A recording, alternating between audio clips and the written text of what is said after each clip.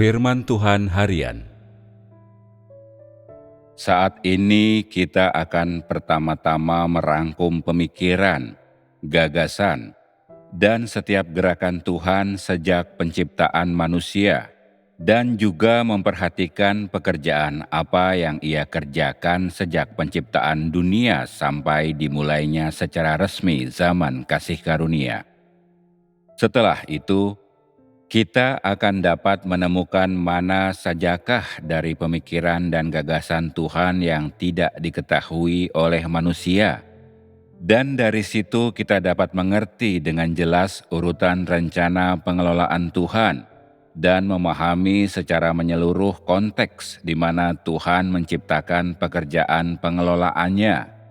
Berikut sumber serta proses perkembangannya, dan juga dapat memahami secara menyeluruh hasil-hasil seperti apa yang Ia inginkan dari pekerjaan pengelolaannya, yaitu inti dan tujuan dari pekerjaan pengelolaannya.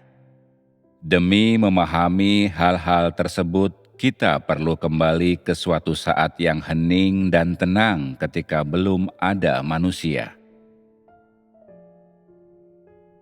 Ketika Tuhan bangkit dari peristirahatannya, yang terpikir olehnya pertama kali adalah ini: menciptakan seseorang yang hidup, seorang manusia yang nyata dan hidup. Seseorang yang akan hidup bersama dan menjadi pendampingnya terus-menerus. Orang ini dapat mendengarkannya, dan Tuhan dapat mencurahkan isi hati serta berbicara kepadanya. Lalu, untuk pertama kalinya, Tuhan mengambil segenggam tanah dan menggunakannya untuk menciptakan manusia hidup pertama yang ada dalam bayangannya, lalu memberi nama kepada makhluk hidup ini, Adam. Setelah Tuhan mendapatkan seorang yang hidup dan bernapas ini, bagaimanakah perasaannya? Untuk pertama kalinya, ia merasakan sukacita memiliki seseorang yang dikasihi, seorang pendamping. Ia juga merasakan untuk pertama kalinya tanggung jawab sebagai seorang bapa serta kekhawatiran yang menyertai tanggung jawab tersebut. Orang yang hidup dan bernapas ini memberikan kebahagiaan dan sukacita bagi Tuhan. Ia merasa terhibur untuk pertama kalinya. Inilah hal pertama yang Tuhan lakukan yang tidak dikerjakan oleh pikiran atau bahkan oleh firman-Nya, melainkan oleh kedua tangannya sendiri.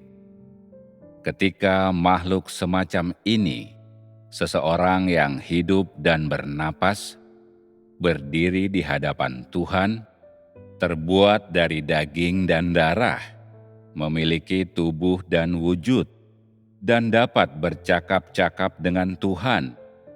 Ia merasakan semacam sukacita yang belum pernah ia rasakan sebelumnya. Ia benar-benar merasakan tanggung jawabnya, dan makhluk hidup ini tidak hanya menarik hatinya, tapi setiap langkah kecilnya juga menyentuh dan menghangatkan hatinya.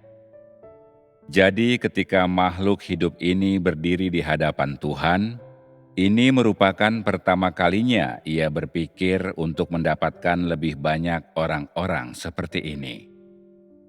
Inilah rangkaian peristiwa yang dimulai dari pemikiran pertama yang dipikirkannya tersebut. Bagi Tuhan, semua peristiwa ini terjadi untuk pertama kalinya, tapi dalam peristiwa-peristiwa pertama ini, apapun yang ia rasakan pada saat itu: sukacita, tanggung jawab, kepedulian. Ia tidak bisa membagikannya kepada siapapun.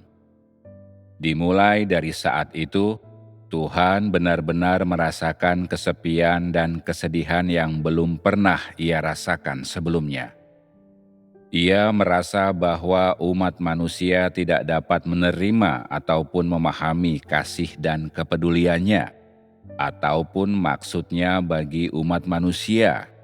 sehingga ia tetap merasakan kesedihan dan kepedihan di dalam hatinya. Walaupun ia telah melakukan hal-hal ini bagi manusia, manusia tidak menyadarinya dan tidak memahaminya. Selain kebahagiaan, sukacita, dan penghiburan yang ditimbulkan manusia pada dirinya, segera untuk pertama kalinya ia pun merasakan kesedihan dan kesepian. Inilah pemikiran dan perasaan Tuhan pada waktu itu. Sementara Tuhan sedang melakukan semua hal ini, di dalam hatinya dia mengalami dari sukacita menjadi kesedihan, dari kesedihan menjadi kepedihan, semuanya bercampur dengan kecemasan. Satu-satunya yang ingin ia lakukan adalah secepatnya membuat orang ini, membuat ras manusia ini, tahu apa isi hatinya dan mengerti apa maksudnya. Kemudian, mereka dapat menjadi pengikutnya dan menjadi sesuai dengannya. Mereka tidak akan lagi diam saja ketika mendengar Tuhan berbicara. Mereka tidak akan lagi tidak tahu cara bergabung dengan Tuhan dalam pekerjaannya. Dan yang terutama, mereka tidak akan lagi menjadi orang-orang yang masa bodoh dengan persyaratan Tuhan.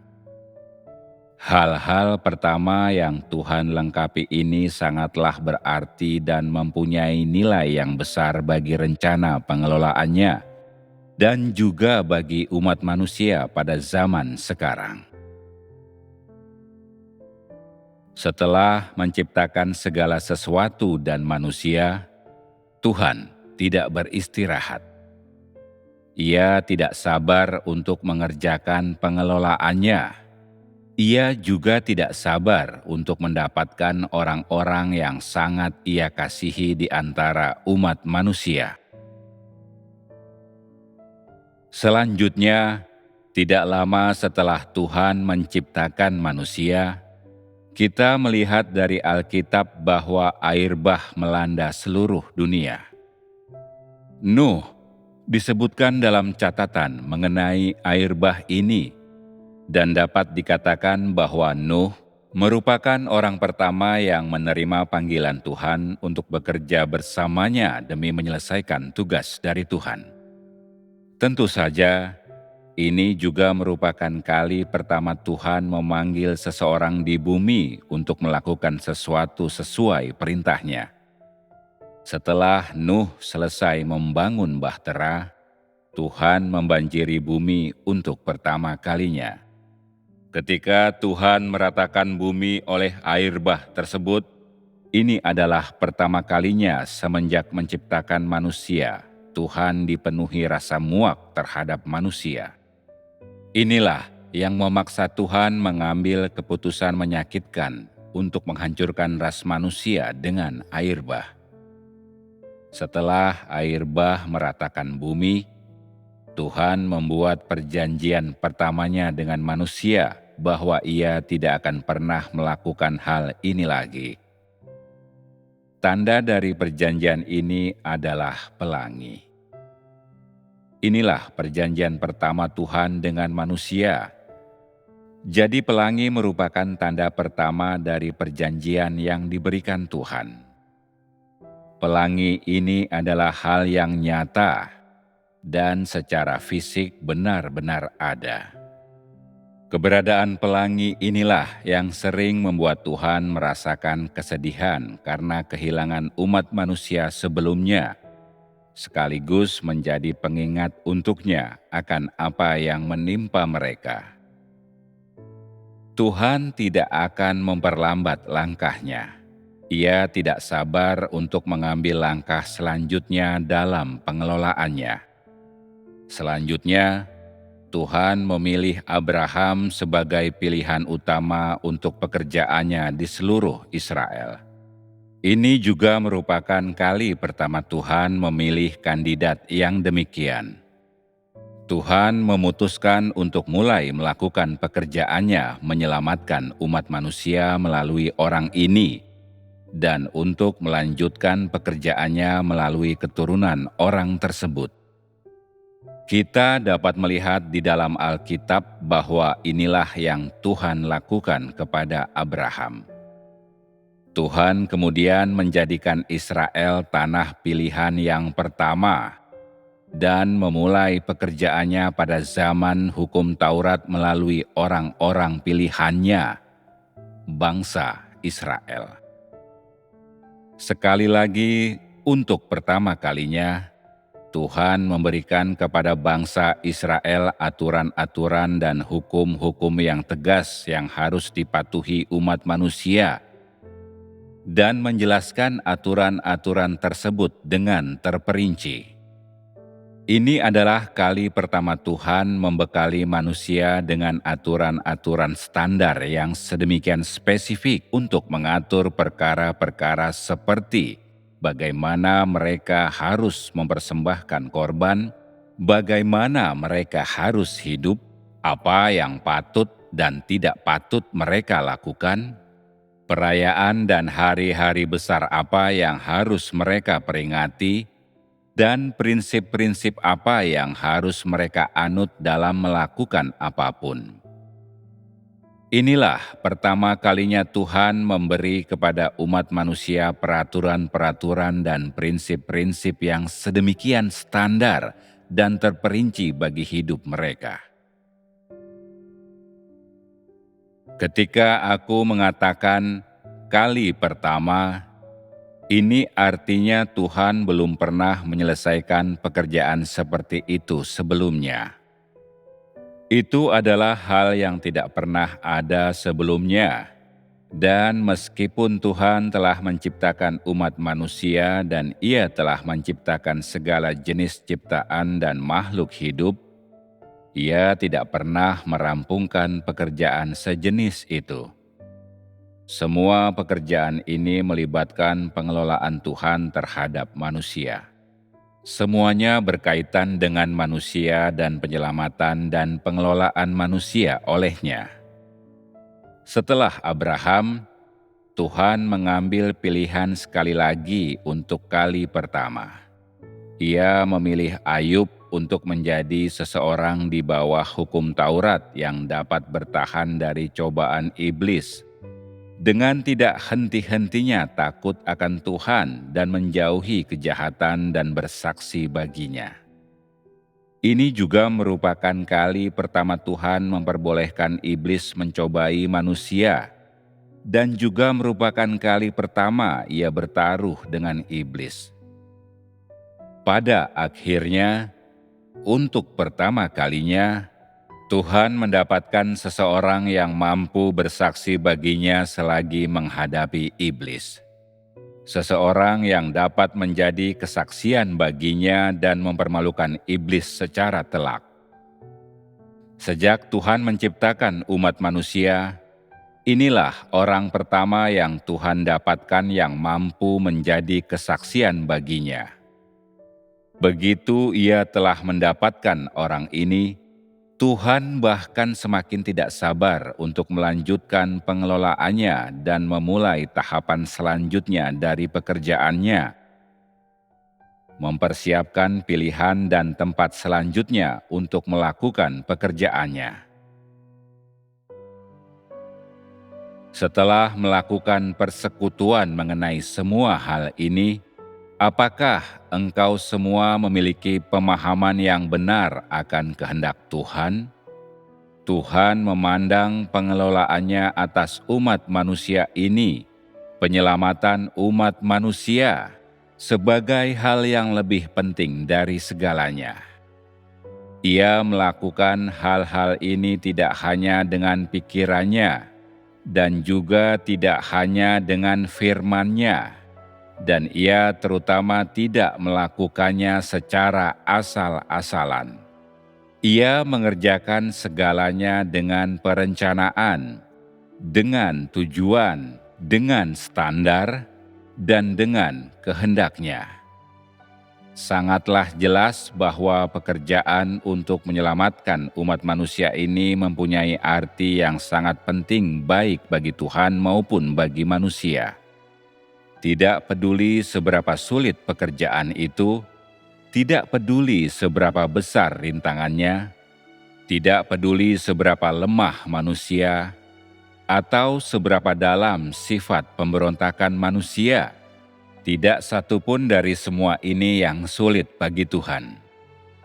Tuhan menyibukkan dirinya, melakukan upayanya yang sungguh-sungguh, serta mengelola pekerjaan yang ingin Ia sendiri kerjakan.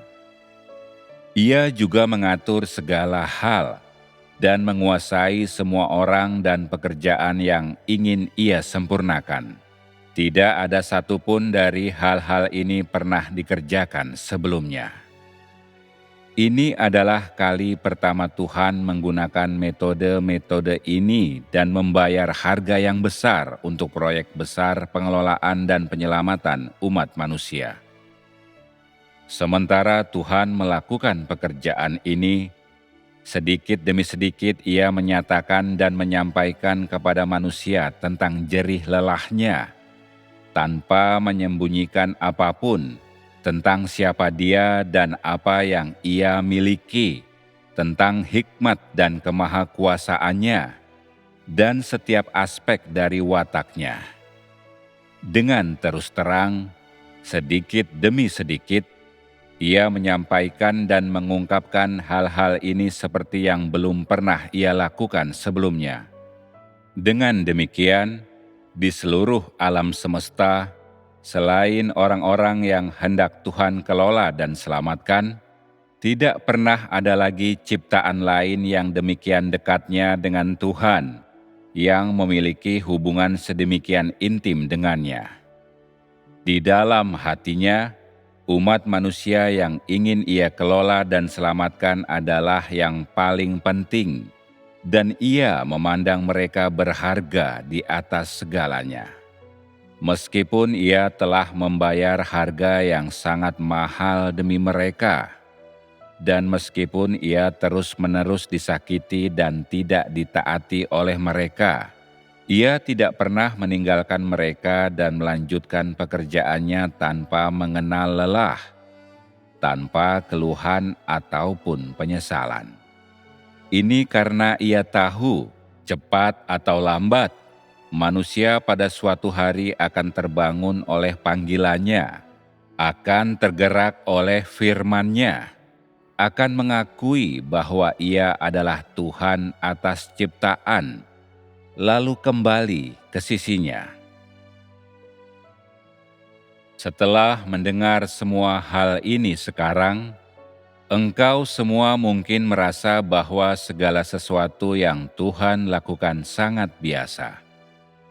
Nampaknya manusia telah senantiasa merasakan sebagian dari kehendak Tuhan bagi mereka, baik dari firman-Nya maupun dari pekerjaannya. Tapi selalu saja ada jarak tertentu di antara perasaan mereka atau pengetahuan mereka dengan apa yang sedang Tuhan pikirkan. Jadi, menurutku adalah perlu untuk menyampaikan kepada semua orang tentang mengapa Tuhan menciptakan manusia dan latar belakang di balik keinginannya mendapatkan semua orang yang Ia harapkan. Sangatlah penting untuk membagikan tentang hal ini kepada semua orang, sehingga semua orang mengerti dengan jelas di dalam hati mereka. Karena setiap pemikiran dan gagasan Tuhan, dan setiap fase dan periode pekerjaannya saling terhubung dan terkait erat dengan seluruh pekerjaan pengelolaannya, maka ketika engkau memahami pemikiran, gagasan, dan kehendak Tuhan dalam setiap langkah pekerjaannya, ini sama dengan memahami sumber pekerjaan dari rencana pengelolaannya. Di atas fondasi inilah pemahamanmu akan Tuhan diperdalam. Meskipun semua yang dilakukan Tuhan ketika Ia mula-mula menciptakan dunia Yang kusebutkan sebelumnya hanyalah sekadar informasi bagi orang di zaman sekarang dan nampak tidak ada kaitannya dengan pengejaran akan kebenaran. Sepanjang pengalamanmu, akan datang hari ketika engkau tidak lagi menganggap hal ini sepele seperti sekadar potongan-potongan informasi, ataupun menganggapnya sepele seperti suatu misteri. Seiring perjalanan hidupmu dan ketika Tuhan menempati sedikit tempat di hatimu, atau saat engkau memahami lebih menyeluruh dan lebih dalam akan kehendak-Nya, engkau akan benar-benar memahami betapa penting dan perlunya hal-hal yang aku beritahukan kepadamu hari ini. Tidak peduli sejauh mana engkau semua telah menerima ini. Sudah semestinya engkau semua mengerti dan mengetahui hal-hal ini. Ketika Tuhan melakukan sesuatu, ketika Ia mengerjakan pekerjaannya, tidak peduli apakah oleh pemikirannya atau oleh kedua tangannya, tidak peduli apakah untuk pertama kali atau terakhir kali Ia mengerjakannya. Pada akhirnya, Tuhan memiliki rencana dan tujuan serta pemikirannya itu ada dalam segala sesuatu yang Ia kerjakan. Tujuan dan pemikiran-pemikiran ini merepresentasikan watak Tuhan dan mengungkapkan apa yang dimilikinya dan siapa dirinya. Kedua hal ini, watak Tuhan serta apa yang dimilikinya dan siapa dirinya, harus dimengerti oleh setiap orang. Setelah seseorang memahami wataknya dan apa yang dimilikinya dan siapa dirinya, mereka secara bertahap dapat memahami mengapa Tuhan melakukan apa yang Ia kerjakan dan mengapa Ia mengatakan apa yang Ia katakan. Dari situ, mereka kemudian dapat lebih beriman untuk mengikuti Tuhan, untuk mengejar kebenaran, dan untuk mengejar perubahan watak. Dengan kata lain, pengertian manusia akan Tuhan dan iman mereka kepada Tuhan adalah dua hal yang tidak bisa dipisahkan.